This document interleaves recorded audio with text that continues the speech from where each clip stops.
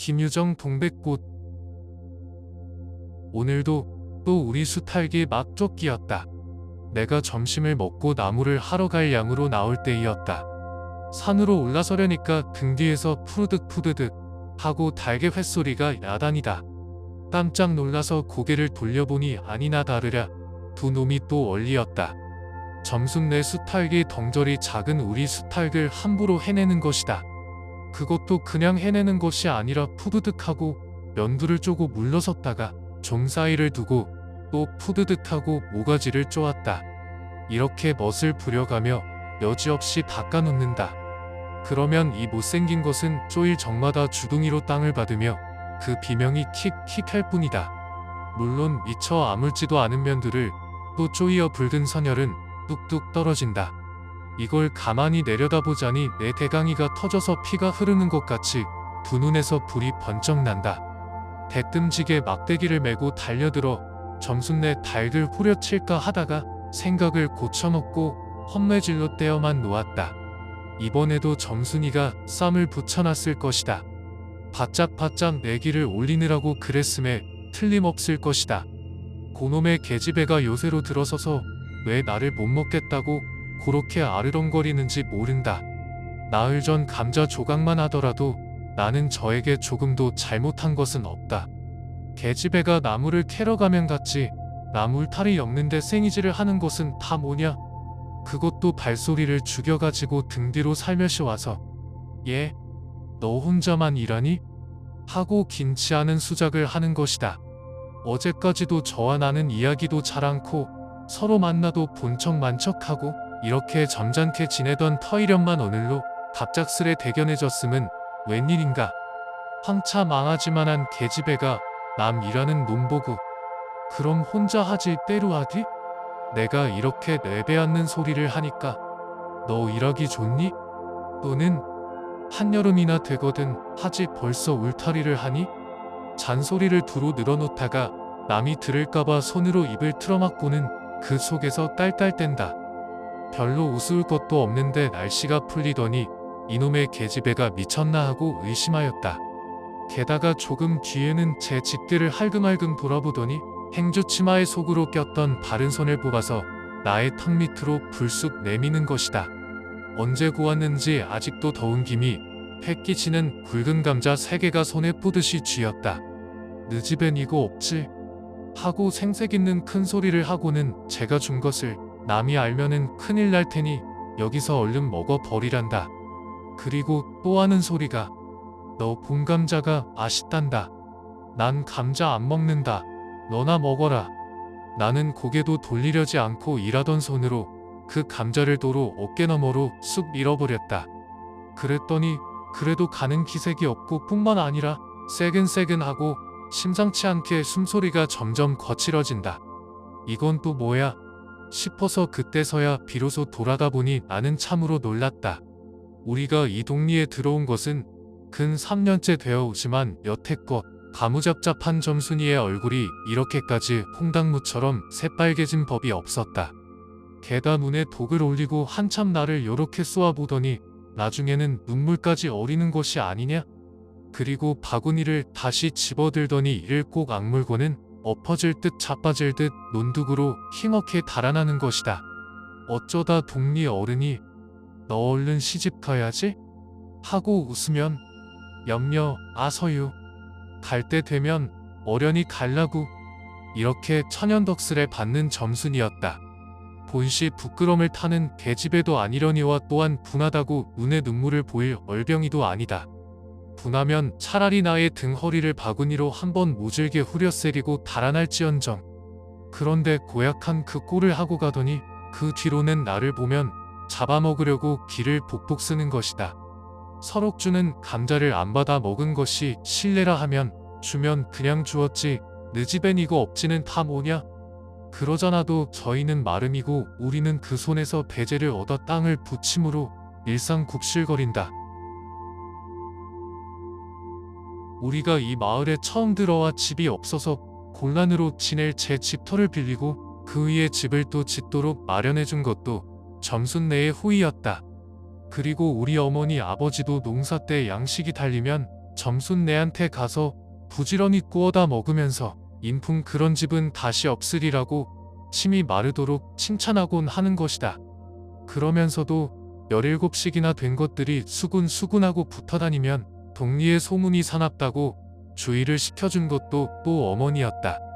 왜냐하면 내가 점순이하고 일을 저질렀다가는 점순내가 노할 것이고, 그러면 우리는 땅도 떨어지고 집도 내쫓기고 하지 않으면 안 되는 까닭이었다.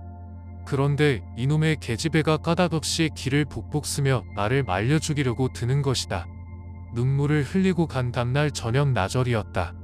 나무를 한 짐 잔뜩 지고 산을 내려오려니까 어디서 닭이 죽는 소리를 친다. 이거 네 집에서 닭을 잡나? 하고 점순네 올 뒤로 돌아오다가 나는 고만 두 눈이 둥그레졌다.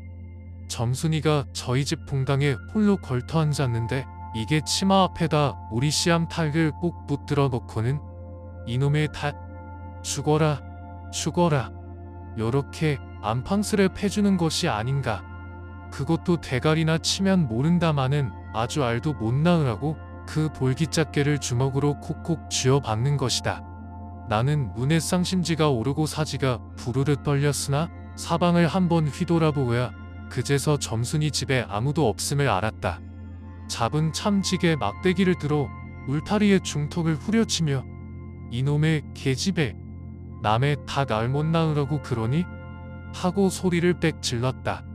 그러나 점순이는 조금도 놀라는 기색이 없고 그대로 의젓이 앉아서 제 닭 가지고 하듯이 또 죽어라 죽어라 하고 패는 것이다. 이걸 보면 내가 산에서 내려올 때를 겨냥해 가지고 미리부터 닭을 잡아 가지고 있다가 너 보란 듯이 내 앞에 죄지르고 있음이 확실하다. 그러나 나는 그렇다고 남의 집에 뛰어들어가 계집애하고 싸울 수도 없는 노릇이고 형편이 썩 불리함을 알았다. 그래 닭이 맞을 적마다 지게 막대기로 울타리나 후려칠 수밖에 별도리가 없다. 왜냐하면 울타리를 치면 칠수록 울섭이 물러앉으며 뼈대만 남기 때문이다. 하나 아무리 생각하여도 나만 믿지는 노릇이다. 야 이년아, 남의 닭 아주 죽일 터이냐?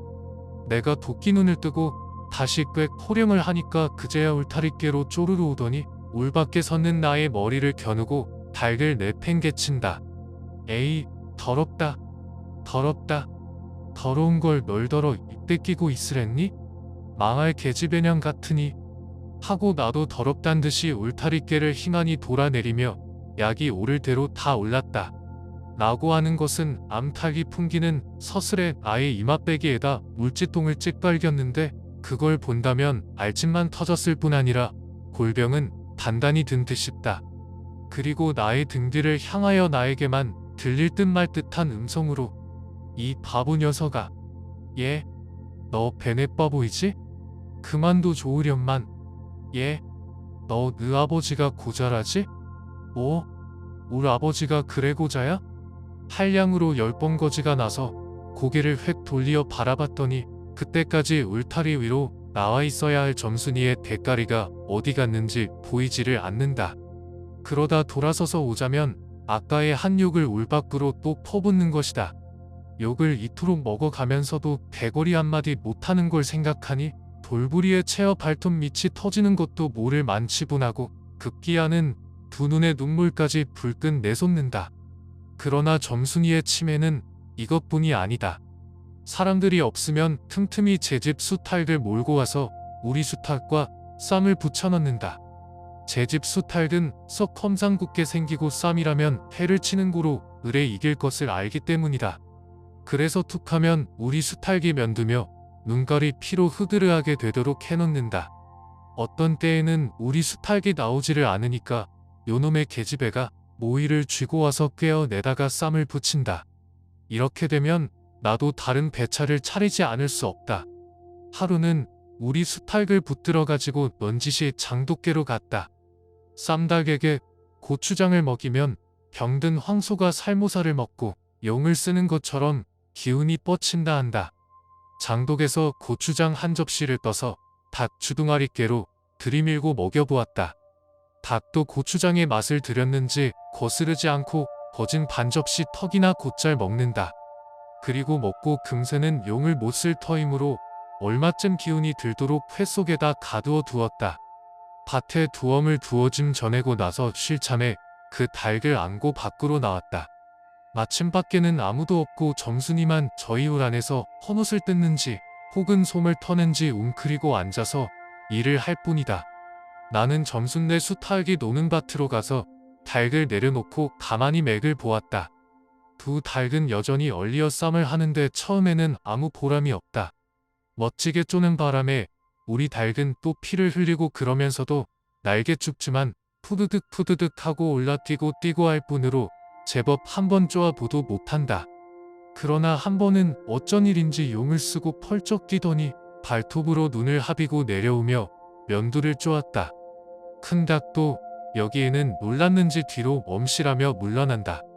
이 기회를 타서 작은 우리 수탉이 또 날쌔게 덤벼들어 다시 면두를 쪼니 그제는 감때사 나온 그 대강이에서도 피가 흐르지 않을 수 없었다.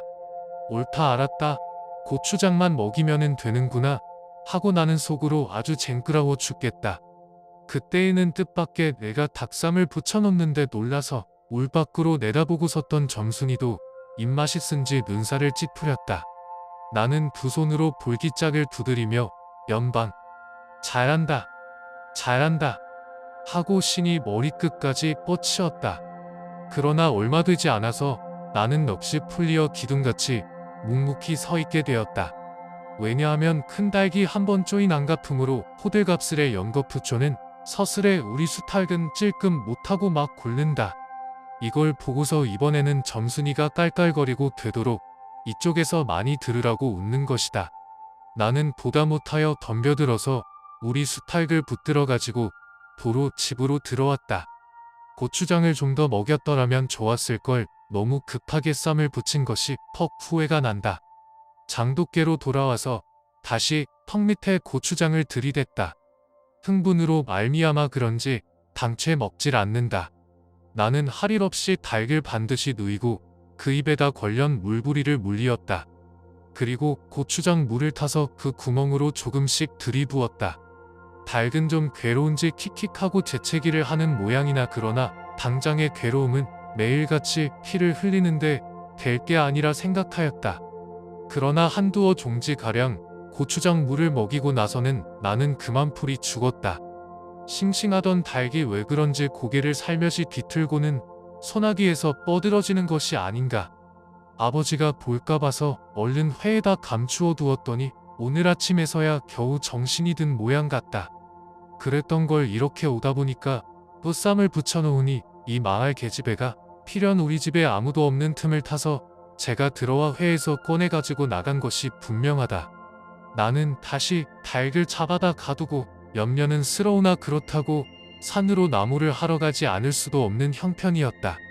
소나무 삭정이를 따며 가만히 생각해보니 암만 해도 고년의 목쟁이를 돌려놓고 싶다. 이번에 내려가면 망할년 등줄기를 한번 되게 후려치겠다 하고 싱둥공둥 나무를 지고는 불이 나게 내려왔다. 거지반 집에 다 내려와서 나는 호득이 소리를 듣고 발이 딱 멈추었다. 산기슭에 널려있는 굵은 바위돌 틈에 노란 동백꽃이 소보록하니 깔리었다. 그 틈에 끼어 앉아서 점순이가 청승맞게실이 호득이를 불고 있는 것이다. 그보다도 더 놀란 것은 그 앞에서 또 푸드득 푸드득 하고 들리는 닭의 횟소리다. 필연코 요년이 나의 약을 올리느라고 또 닭을 집어내다가 내가 내려올 길목에다 쌈을 시켜놓고 저는 그 앞에 앉아서 천연스레 호두기를 불고 있음에 틀림없으리라. 나는 약이 오를 대로 다 올라서 두 눈에서 불과 함께 눈물이 폭 쏟아졌다. 나무치게도 벗어놀 새 없이 그대로 내동댕이 치고는 지게 막대기를 뻗치고 허둥지둥 달려들었다. 가까이 와보니 과연 나의 짐작대로 우리 수탉이 피를 흘리고 거의 빈사지경에 이르렀다. 닭도 달기려니와 그러함에도 불구하고 눈 하나 깜짝 없이 그대로 앉아서 호두기만 보는 그 꼴에 더욱 치가 떨린다. 동리에서도 소문이 났거니와 나도 한때는 걱실걱실이 일 잘하고 얼굴 예쁜 계집애인 줄 알았더니 시방 보니까 그 눈깔이 꼭 여우새끼 같다. 나는 대뜸 달려들어서 나도 모르는 사이에 큰 수탉을 담배로 때려 엎었다. 닭은 푹 엎어진 채 다리 하나 꼼짝 못하고 그대로 죽어버렸다. 그리고 나는 멍하니 섰다가 점순이가 매섭게 눈을 혹 뜨고 닥치는 바람에 뒤로 벌렁 나자빠졌다. 이놈아, 너 왜 남의 닭을 때려 죽이니? 그럼 어때?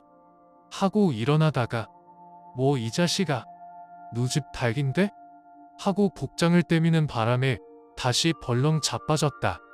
그리고 나서 가만히 생각하니 분하기도 하고 무한도 스럽고 또 한편 일을 저질렀으니 인젠 땅이 떨어지고 집도 내쫓기고 해야 되는지 모른다. 나는 비슬비슬 일어나며 소매자락으로 눈을 가리고는 얼김에 엉하고 울음을 놓았다. 그러다 점순이가 앞으로 다가와서 그럼 너 이 다음부턴 안 그럴 테냐? 하고 물을 때에야 비로소 살 길을 찾은 듯 싶었다. 나는 눈물을 우선 씻고 뭘 안 그러는지 명색도 모르건만 그래? 하고 무턱대고 대답하였다. 요 다음부터 또 그래 봐라. 내 자꾸 못살게 굴 테니. 그래 인젠 안 그럴 테야. 닭 죽은 건 염려 마라. 내 안 잃을 테니. 그리고 못에 떠다 밀렸는지 나의 어깨를 짚은 채 그대로 퍽 쓰러진다. 그 바람에 나의 몸뚱이도 겹쳐서 쓰러지며 한창 피어 퍼들어진 노란 동백꽃 속으로 폭 파묻혀버렸다. 알싸한 그리고 향긋한 그 냄새에 나는 땅이 꺼지는 듯이 온 정신이 고만 아찔하였다. 너 말 마라. 그래, 조금 있더니 요 아래서 점순아,